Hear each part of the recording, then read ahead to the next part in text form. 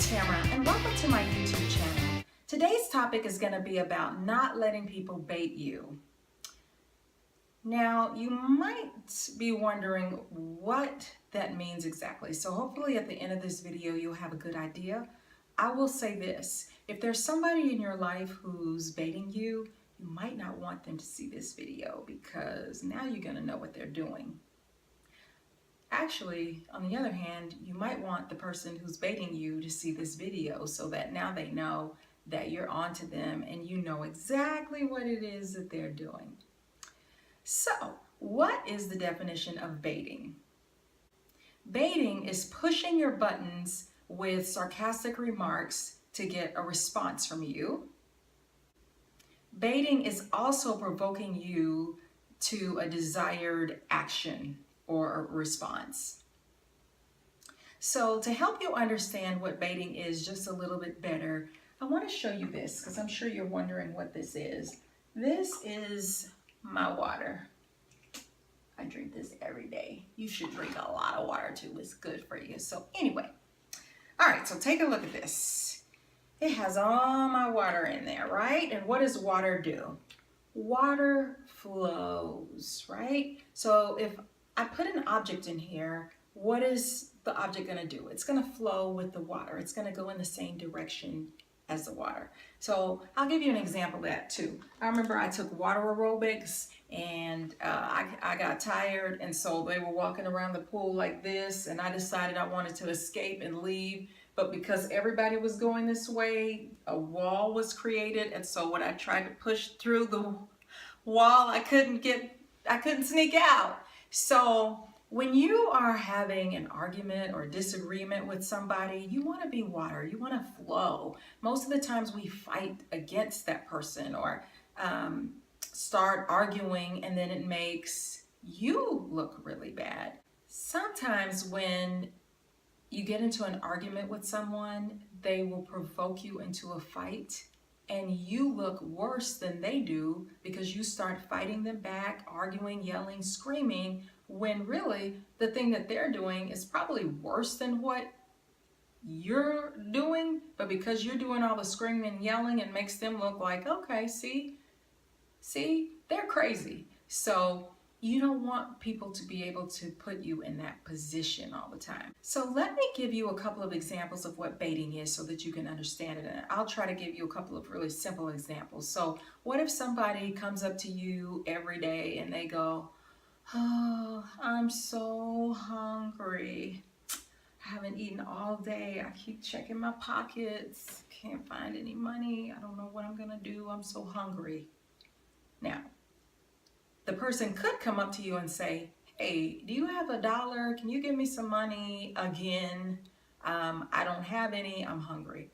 They don't do that because they know how not to make themselves look bad, right? So what is your response gonna be? It's probably gonna be, yes, I have $1, or here's $5, get yourself something, or I have a couple of snacks that you can have, right? Or if you say, I'm tired of giving you money. You always do this every day. I'm not giving you anything. Then it makes you look like the bad guy. So either way, it puts you in a situation that can be kind of difficult. Another example of baiting would be like if you have a child and they say, everybody has the latest iPhone except for me. I'm the only one. Everyone laughed at me at school. So then you start feeling really guilty. You're picturing your child miserable at school. And so then what do? You give in, even though you know you don't have the money, and you get them what it was that they were asking for because they set you up. Let's say they just came up to you and they said, Mom, will you buy me some sneakers? The latest sneakers? You probably would say no. You see the difference? They baited you. They set you up. Another example would be if you're in a relationship with somebody. And let's say she wants to go hang out with her friends. And she knows that if she says, Friday I'm gonna be hanging out with my friends. We wanna go to a party together. and you're like, hey, but I haven't seen you all week. I want to spend some time with you. So she knows that if she's straightforward with you and just asks or just tells you that this is what she's going to want to do, then you're going to react negatively or you're going to talk her out of it. But if instead she starts an argument with you, she starts a fight with you, she comes over on Friday, but she starts a fight with you. So then you start arguing back and yelling at her, and she's yelling at you, and she's like, well, fine, I'll just leave. So then she leaves and goes and hangs out with her friends. She just baited you. She set you up to get exactly what it was that she wanted. But now you look like the bad guy because she can say, well, you were fighting with me, you were arguing with me, and so now you look like the bad guy. So think of your own example of when somebody baits you. It's sort of like they dig this hole and they put a blanket over it, and you see them put the blanket over it, but you walk across it and you fall in that hole every single time, even though you know the hole is there.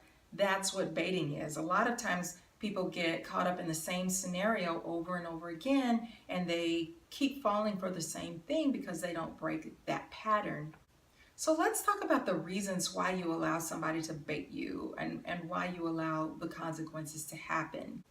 It could be because you're getting a payoff. You're getting to be the martyr. Poor me. Look at what's happening to me. Oh, they did it to me again. And you get to be sort of the victim, even though in a way you are. You might allow yourself to be baited because you want to avoid the friction, and sometimes that can be a good thing and sometimes it can be a bad thing.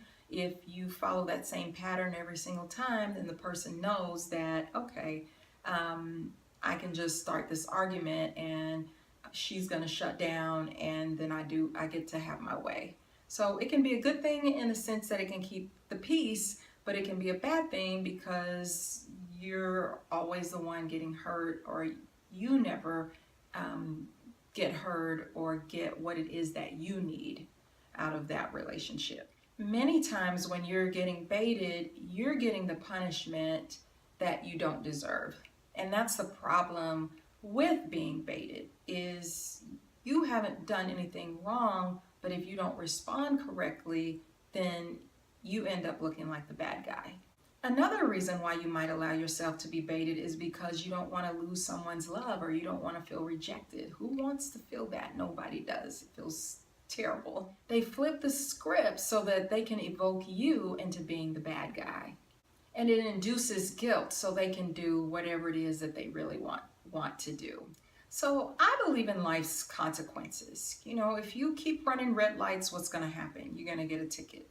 So you could be preventing the person who's always setting you up to learn some life lessons that they need to learn in order to grow and become better people. But if you always jump in and rescue them, whether it's your child, a family member, whoever it is, if you're always the rescuer, when do they get to learn anything?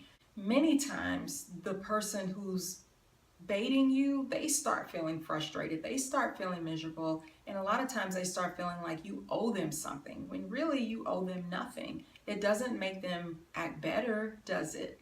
No, a lot of times it makes them react to you worse. They actually start hating you because people don't feel good about themselves when they're not taking some sort of action to make themselves better.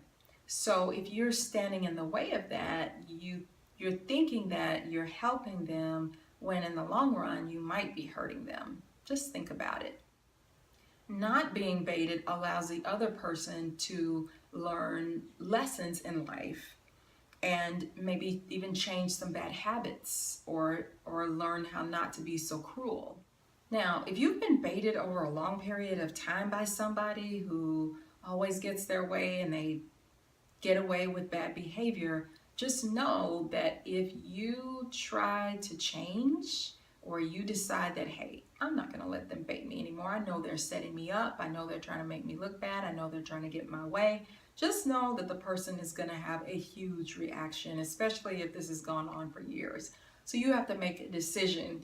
Do you want to keep the peace, or do you want to have to deal with that awful feeling in yourself that's going to come up because it will feel bad. If you always give in to your child and you let them have whatever they want all the time and you tell them no, they're going to have a tantrum. They're going to escalate things to try to get their way, because what's going to happen is it's going to feel uncomfortable to both of you until you give in and say, okay, you can just have whatever you want. But that might not be the best thing for that person. So it kind of depends on the scenario, but I would say if there's someone who's been baiting you and you really want them to stop, you might want to change your behavior in more of a baby step instead of full-blown extreme behavior. Maybe start small so that they don't get such a huge reaction. Maybe in some circumstances it might require a big reaction. So are you hoping for a different outcome? Then you have to change your response. You know, they say insanity is doing the same thing over and over again and expecting the same results. So if you want different results, you have to react differently if you expect anything different to happen. And remember to pick your battles. Everything doesn't have to be a fight or an argument. Remember how earlier I showed you the water? And I said be water and flow with it? Maybe next time, instead of fighting with the person and arguing, maybe just say, okay.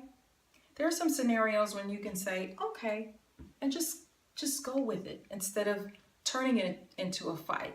That's gonna surprise the person a little bit. They're like, hey, wait a minute. They usually start fighting with me right there. What's going on here?